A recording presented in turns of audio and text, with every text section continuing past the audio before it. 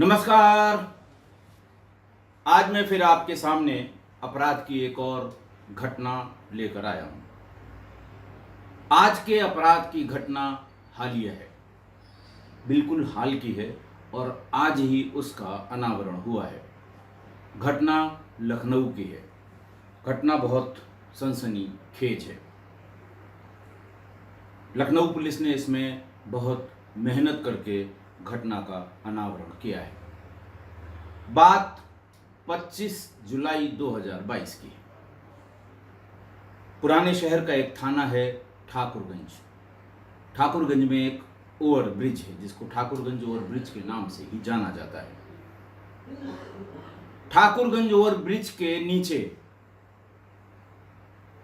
Turning point पर रात में करीब 10 बजे अचानक कई गोलियों के चलने की आवाज आई। प्रत्यक्षदर्शियों ने यह बताया कि 8 से 10 राउंड फायर हुए हैं। लोग भाग के वहां गए। कार पर जो व्यक्ति मिला उसको लोग जानते थे। उनका नाम था महेंद्र मौर्य।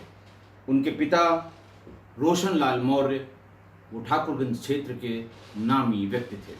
उनका जेआरएम मैरिज लॉन है जो पिता पुत्र मिलकर चलाते थे। इसके अलावा मृतक यानी जिनको गोली लगी थी महेंद्र मौर्य, उनकी पारा में कपड़े की एक दुकान थी। वो अपनी दुकान बंद करके रात में लगभग 9:30 बजे लौट रहे होंगे अपनी कार से। इसी बीच वहां पर कुछ लोगों ने उन्हें घेर कर 8-10 गोलियां मारी। चूंकि प्रत्यक्षदर्शी कोई नहीं था, जिन लोगों ने आवाज़ सुनकर वहाँ जो लोग पहुँचे वो रोशन लाल मौर्य और महेंद्र मौर्य दोनों को जानते थे। इसलिए उन्होंने फौरन रोशन लाल को फ़ोन करके घटना के बारे में बताया। महेंद्र मौर्य को वहाँ से सीधे हॉस्पिटल ले जाया गया, जहाँ पर डॉक्टरों ने उन्हें मृत घोषित कर दिया। रोशन लाल मौर्य ने मौके पर यह बताया कि मेरी किसी से दुश्मनी नहीं है, मेरे बेटे की भी किसी से दुश्मनी नहीं है। मेरे बेटे की अभी जनवरी में यानी 6 माह पहले ही शादी हुई है। अभी उसके कोई संतान भी नहीं है। मेरे लिहाज से मेरा कोई ऐसा दुश्मन नहीं है जो बेटे की जान लेने पर आमादा हो, और उसने बेटे की जान ले ली है। बहरहाल रोशन लाल मौर्य की तहरीर पर ठाकुरगंज में मुकदमा अपराध संख्या 381/2022 धारा 302 अगेंस्ट अननोन असेलेंट्स, अगेंस्ट अज्ञात अभियुक्त, उनके विरुद्ध दर्ज किया गया। घटना चूंकि बहुत सनसनीखेज थी, राजधानी की थी, तो सभी senior officers DCP west Shri Shivashimpi Chennappa, ADCP west Shri Chiranjeev Nath Sinha और एसीपी चौक श्री आईपी सिंह, ये सभी तमाम पुलिस बल के साथ मौके पर पहुंच गए, मौजूद थे। सबके सामने समस्या ये थी कि जब पिता ने ये बताया कि उसकी कोई रंजिश नहीं है, तो हाउ टू प्रोसीड, कहां से शुरू किया जाए।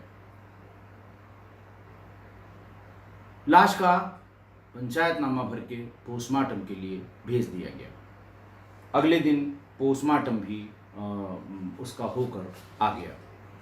शरीर पर कई गोलियां लगी हुई थी। गोलियों के बारे में ये बताया गया कि शरीर में कुल 6 गोलियां लगी थी। एक उसके सीने को चीर कर गई थी, संभवतः उसी से उसकी मृत्यु भी हुई होगी। एक पेट में, एक बांह पर और एक अंडर आर्म्स, इधर इसके नीचे यहाँ पर गोली पाई गई। सवेरे जब पोस्टमार्टम हो गया, पोस्टमार्टम रिपोर्ट मिलने के बाद पुलिस कहीं पर नहीं थी, शून्य पर थी। लोगों में गुस्सा था। व्यापारियों ने वहीं ठाकुरगंज में ही उसी रेलवे क्रॉसिंग के पास शव वो मोर्चरी से ले आए और वहीं पर रखकर बड़ा धरना प्रदर्शन किया। काफ़ी पुलिस बल तैनात किया गया किसी अनटूवर्ड इंसिडेंट को रोकने के लिए, किसी अनहोनी को, किसी कानून व्यवस्था की स्थिति से निपटने के लिए। समझा बुझाकर फिर उन्हें अंतिम संस्कार के लिए बॉडी को वहाँ से ले जाया गया। पुलिस ने 6 टीमें बनाई। अखबार, अगर आप 27 तारीख से और कल तक के अखबार देखेंगे तो अखबार इस हत्या को लेकर पुलिस पर तमाम उंगलियां उठाते रहे हैं। टीवी पर भी समाचारों में, लखनऊ के समाचारों में ये दिखाया गया कि एक व्यापारी की शाम को अपनी दुकान से लौटते समय कई गोलियां मारकर हत्या कर दी और पुलिस कहीं नहीं पहुंची।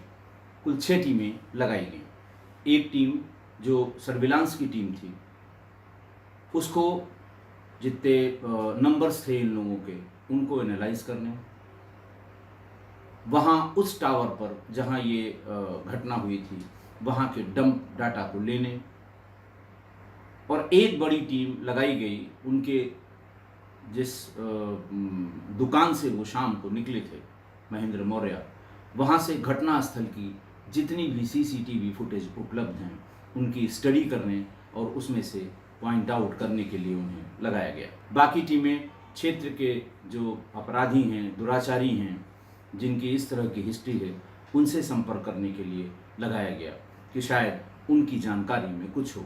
एक टीम जेल भेजकर, जेल के भीतर जो हाल में कुख्यात अपराधी बंद हुए थे, क्योंकि बहुत बार शहर की किसी घटना की जानकारी जेल में बैठे लोगों को पहले हो जाती है, क्योंकि वो अपराधी रहते हैं और अपराध से उनका बड़ा नज़दीकी रिश्ता होता है।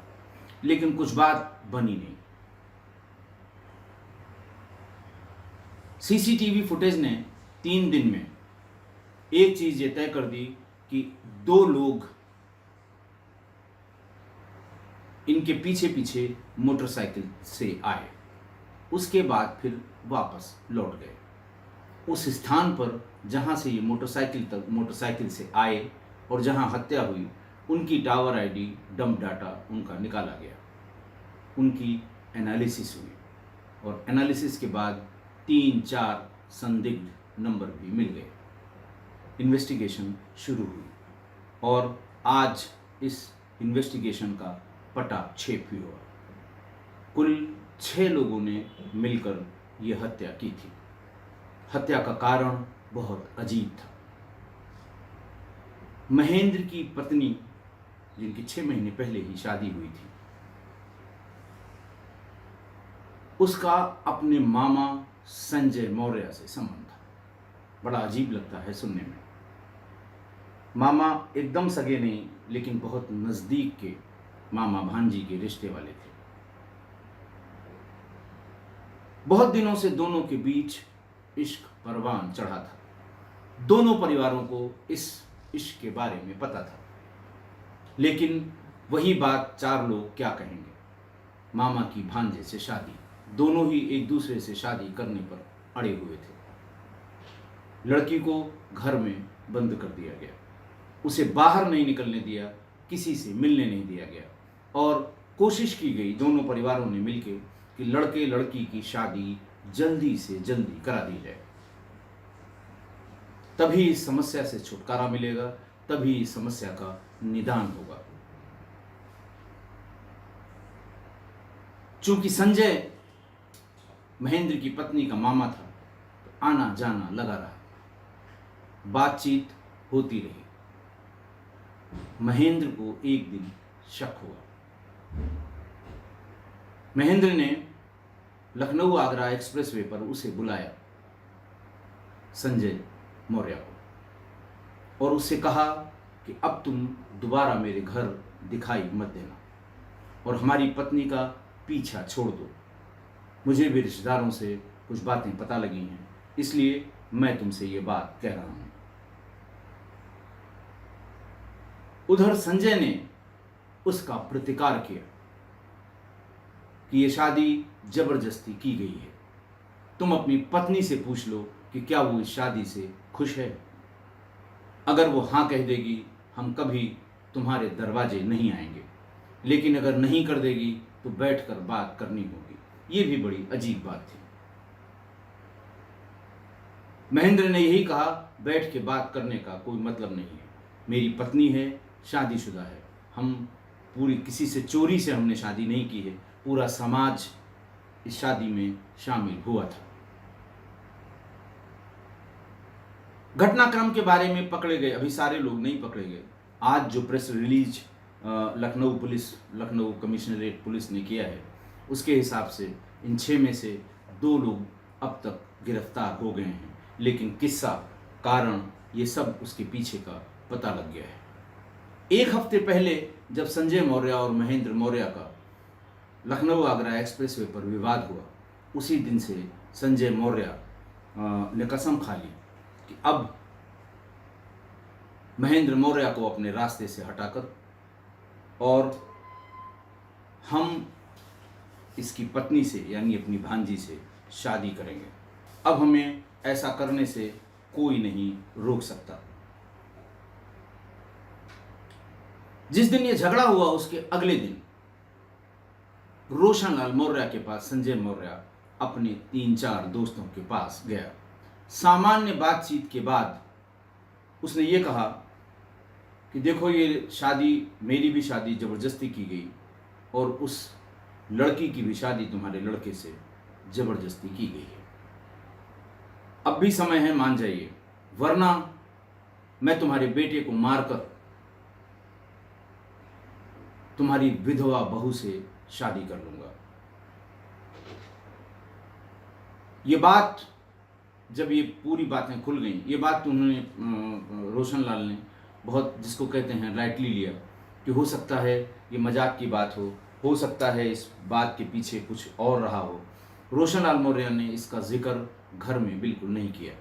उनको डर था कि अगर घर वालों को ये पता लगेगा कि इसके उसके संबंध हैं या उसके पीछे आज भी ये परेशान है, तो अनावश्यक कलह होगी। इसीलिए न तो FIR में किसी का नाम लिखाया गया, न ही ये बात होने के बाद किसी से भी रोशनलाल मौर्य ने जिक्र किया। लेकिन उस दिन जब ये झगड़ा हुआ इन लोगों का आपस में, उसी दिन से अपना काम संजय मौर्य ने शुरू कर दिया। संजय मौर्य के 2 दोस्त, बहुत करीबी दोस्त, सतीश गौतम, जिसका अनुज गौतम भी नाम है, सन ऑफ राजा राम, अहमदाबाद कटोरी मोहनलालगंज का रहने वाला है इसको, और मुकेश रावत, जो सैफलपुर काकोरी का रहने वाला है, सन ऑफ विश्वनाथ रावत। उनको घर पे बुलाया और उन्होंने कहा कि इसका पूरा दिन का प्लान पता करो। कितने बजे ये घर से निकलकर जाता है अपनी दुकान पर और कितने बजे दुकान से निकलकर बंद करके घर पहुंचता है। रास्ते में कौन कौन सी ऐसी जगह हैं जहां पर हम इसका काम कर सकते हैं, ताकि ज़्यादा लोग न देखें, भीड़ न हो और हम अपना काम करके निकल जाएं। 19 तारीख के बाद से सतीश गौतम और मुकेश रावत, ये दोनों अपनी मोटरसाइकिलों पर इसकी रैकी करने लगे। महेंद्र गौतम की जगह भी उन्होंने तय कर ली, ओवरब्रिज के नीचे मोड़ पर हर हाल में, जो टर्निंग पॉइंट है उस पर हर हाल में गाड़ी को धीमी करना ही होगा। तेज गाड़ी से वो मोड़ नहीं पार किया जा सकता। सब कुछ तय हो गया। अब कौन गोली, इन दोनों में से बात की गई कि आखिर कौन मारेगा। इन दोनों ने ही मना कर दिया। फिर संजय वर्मा, उसका बहुत अच्छा दोस्त, पारा का ही रहने वाला, सलीमपुर पतौरा का ही, ज्ञान सिंह यादव उर्फ ज्ञानी, ये उस समय बाराबंकी जेल में बंद था। इसने जेल में जाकर संपर्क किया और ये कहा कि हमारी बेल की तारीख लगी हुई है कल, अगर अच्छी पैरवी करने वाला वकील मिल जाए तो कल मेरी जमानत हो सकती है। संजय वर्मा ने पैसा खर्च करके बाराबंकी कोर्ट में अच्छे वकील खड़े किए और उसी दिन उसकी ज़मानत करा ली। ज़मानत कराकर वो उसे सीधे अपने घर ले आया, अपनी समस्या बताई, काम बताया कि क्या काम है, और ये भी बताया कि हमने रैकी करा ली है और इस जगह पर हम इसका काम कर सकते हैं। ज्ञान सिंह उर्फ यादव उर्फ ज्ञानी ने संजय को ये समझाया कि तुम ये सब बातें जो फ़ोन से हमसे मिलते हो, वकील से मिलते हो, बाराबंकी गए, ज़मानत करा कर लाए, ये अपने फ़ोन से मत करो। मैं जेल से रह के आया हूँ, ज़्यादातर लोग फ़ोन के कॉल डिटेल से ही फंसे हैं और उनका बचना बहुत मुश्किल है। लिहाजा संजय वर्मा ने अपने मित्र दिनेश ठाकुर सन ऑफ बाबू सिंह, बुद्धेश्वर चौराहे के पास भपटा मऊ है, उसका आईडी प्रूफ लिया, ये बताकर कि हमें इस पर एक सिम लेना है और ये भी कह के कि अगर कभी कोई बात होगी, तुमसे पूछताछ होगी, तो बता देना कि ये मेरी आईडी खो गई थी।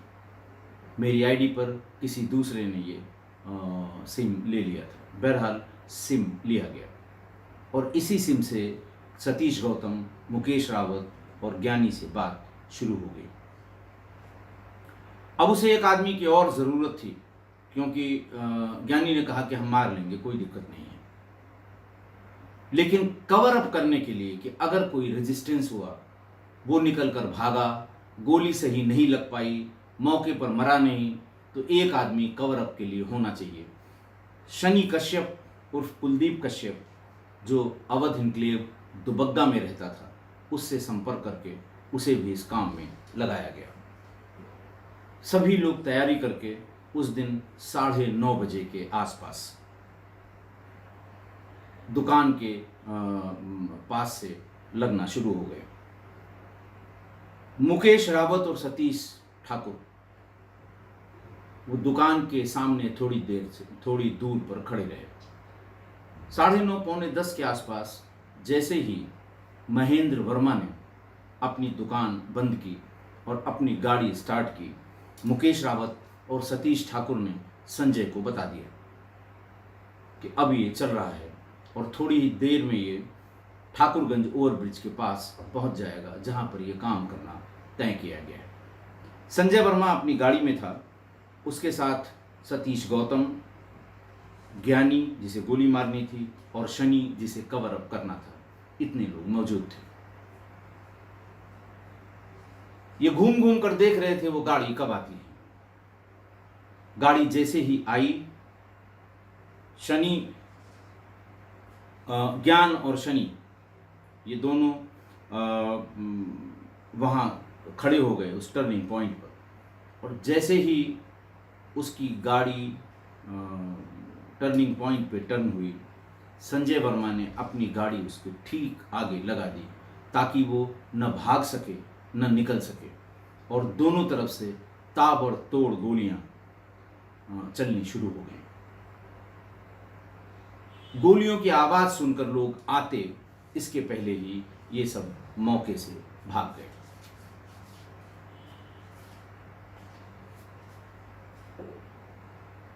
पुलिस ने सीडीआर के इन सब के संजय वर्मा को छोड़ के बाकी सारे सीडीआर मिल गए, मैच कर गए, टाइमिंग मैच कर गई, लोकेशन मैच कर गई, जो लोग मौके पर थे। कल गिरफ्तारी हुई सतीश गौतम और मुकेश रावत की, जो मौके पर मौजूद थे। सतीश गौतम और मुकेश रावत ने अपराध के पीछे के सारे कारण बताए और कैसे उसको एग्जीक्यूट किया ये भी बताया। चूँकि इस अपराध को लेकर बहुत हल्ला गुल्ला हुआ था शहर में, इसलिए अभी संजय वर्मा गिरफ्तार नहीं हुआ है। संजय वर्मा क्या, कुल 6 लोगों में जिनका मैंने नाम बताया, 2 गिरफ्तार हुए हैं, 4 की गिरफ्तारी बाकी है। संजय मौर्य की गिरफ्तारी, ज्ञानी की गिरफ्तारी और दिनेश ठाकुर जिससे फर्जी आईडी पर सिम लिया गया था उसकी गिरफ्तारी, शनि कश्यप उसकी गिरफ्तारी जिसने गोली चलाई थी। इन दोनों को गिरफ्तार करके लखनऊ पुलिस ने जेल भेज दिया। आज एक प्रेस कॉन्फ्रेंस की गई जिसमें हमारे जो डीसीपी थे शिवा सिंह चेन्नप्पा, आईपी सिंह और चिरंजीव नाथ सिन्हा मौजूद थे।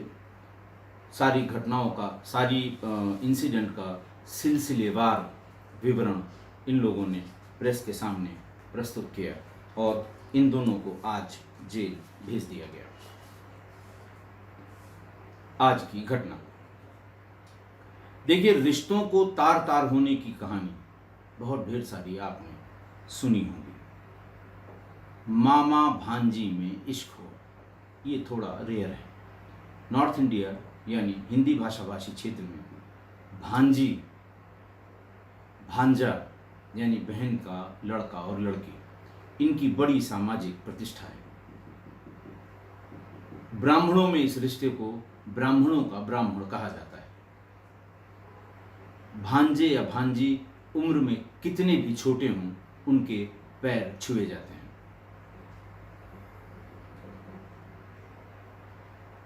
क्योंकि जिसने अपनी बहन ब्याही है, उसके भी बच्चे उसके लिए और आदरणीय हैं, उसके लिए। और ये एकमात्र ऐसा रिश्ता है जो छोटी उम्र होने के बाद भी उसके पैर छूकर कहा जाता है कि उनका आशीर्वाद ज़रूरी है। लेकिन इस रिश्ते को भी तार तार कर दिया दोनों ने। किसी एक का इसमें इन्वॉल्वमेंट या किसी एक की गलती या किसी एक के बारे में कोई शिकवा शिकायत नहीं की जा सकती, दोनों की गलती थी। अब जब दोनों परिवारों को पता लग गया कि ये दोनों शादी करने पर आमादा हैं, दोनों परिवारों ने बैठकर बात शुरू की कि हम समाज में मुंह नहीं दिखा पाएंगे। वही चार लोग समाज के इस शादी को लेकर क्या क्या टिप्पणी करेंगे, ये भी डिस्कस किया गया। जीना मुहाल हो जाएगा समाज में, ये भी बताया गया। हमें घर छोड़कर कहीं और जाना पड़ेगा, ये भी बताया गया। क्योंकि मामा भांजी की शादी कोई स्वीकार नहीं कर सकता। दोनों के घर वालों ने यह तय किया कि जल्दी से जल्दी दोनों की शादी करा दी जाए। शादी कराने पर नया पार्टनर जब मिलेगा, लड़के को लड़की या लड़की को लड़का, तो उसमें वो उलझेंगे और ये समस्या समाप्त हो जाएगी। ऐसा मान के दोनों परिवारों ने जल्दी जल्दी करनी शुरू की। लड़की की शादी महेंद्र वर्मा से हो गई। प्रतिष्ठित लोग थे, बड़े लोग थे, बड़ा मैरिज लॉन चलाते थे, कपड़े की बड़ी दुकान थी, गाड़ी घोड़ा और मकान था। और उधर संजय वर्मा की भी शादी उनके घर वालों ने एक लड़की से कर दी। दोनों अपनी अपनी शादी से खुश नहीं थे। शादी के तुरंत बाद ही संजय वर्मा ये कह के कि मामा है, उससे मिलने जाने लगे। महेंद्र वर्मा के घर वालों को ये पता नहीं था कि इसी की वजह से ये शादी जल्दी जल्दी हुई है। लेकिन शादी 6 महीने पहले हुई थी। 1 महीने 1.5 महीने पहले कुछ महेंद्र को और उनके घर वालों को भान हो गया कि बार बार क्यों आता है, क्यों इसको कपड़ा और सामान दिलाने के लिए अपने साथ ले जाता है। इसी शंका के आधार पर महेंद्र ने संजय को बुलाकर समझाने की कोशिश की, धमकाने की कोशिश की कि ये ठीक नहीं है, तुम वहाँ आना, मेरे घर आना तुरंत छोड़ दो, मेरी पत्नी का पीछा करना छोड़ दो। इसी से गुस्से में आकर संजय मौर्य ने महेंद्र के पिता से ये बात की थी। उसने अपने लिए नहीं कहा था, उसने ये कहा था कि आपकी लड़की का किसी से इश्क है, कल को वो मार देगा और फिर तुम्हारी विधवा बहू से शादी कर लेगा। लेकिन उन्होंने भी, रोशन लाल रावत ने भी इसको बहुत सीरियसली नहीं लिया। दोनों का न मिलना जुलना बंद हुआ, न इश्क मोहब्बत बंद हुई। समाज के ठेकेदारों का क्या कहा जाए। मैं बार बार समाज के उन 4 लोगों का जिक्र करता हूं जिन्होंने सब ठेका ले रखा है कि ऐसा होना चाहिए, ऐसा ठीक है। आप अपने सामाजिक रीतियों का पालन करें, आप जो आपके परिवार की जो रीति रिवाज है उसका पालन करें, लेकिन उसमें इन 4 लोगों का क्या काम है। और जब लड़के को न समाज की परवाह है न रिश्ते की परवाह है, लड़की को न समाज की परवाह है न रिश्ते की परवाह है, और वो आमादा हैं शादी करने के लिए, तो आप कौन होते हैं? आपको क्यों दर्द हो रहा है? और दर्द हुआ, दोनों की अलग अलग शादी हुई, उसका ये अंजाम हुआ। इसलिए किस्सा गोई परिवार के लोगों से मैं ये कहूंगा, आप ऐसा कदापि न करें। अगर इस तरह की कोई बात हो तो समझाने बुझाने की कोशिश कर लें अपनी तरफ से, परिवार में बैठकर। लेकिन आपको लगता है कि समझाने बुझाने से कुछ नहीं होने वाला है, तो फिर उन्हें आप इज्जत बेइज्जती और रिश्तों का ठेका बिल्कुल न लें। उन्हें करने दें जो जैसा वो कर रहे हैं। आप ऐसी गलती कतई न करें। एक अनाम कविता है रिश्तों के संबंध में, जो नेट पर बहुत पॉपुलर है, और वुमेन लिबरेशन वाले लोग जो महिला के सशक्तिकरण की बात करते हैं, महिलाओं की आज़ादी की बात करते हैं, वो इसका बहुत उपयोग करते हैं, इसको बहुत कोट करते हैं। मैं चाहता हूँ कि आप भी इसको सुन लें कि रिश्तों को सीमाओं में नहीं बांधा करते, रिश्तों को सीमाओं में नहीं बांधा करते, उन्हें झूठी परिभाषाओं में ढाला नहीं करते। उड़ने दो उन्हें उन्मुक्त पक्षियों की तरह, बहती हुई नदी की तरह, तलाश करने दो उन्हें अपनी सीमाएं, खुद ही ढूंढ लेंगे उपमाएं। होने दो वही जो क्षण कहे, सीमा वही जो मन कहे। पुराने लोग इससे सहमत नहीं होंगे। ग्रामीण परिवेश के जो बहुत वेल निट सोसाइटी है, वो हो सकता है इससे सहमत ना हो, लेकिन इसे बहुत कोट किया जाता है कि होने दो वही जो क्षण कहे, सीमा वही जो मन कहे। आशा है आप मेरी इस बात से सहमत होंगे।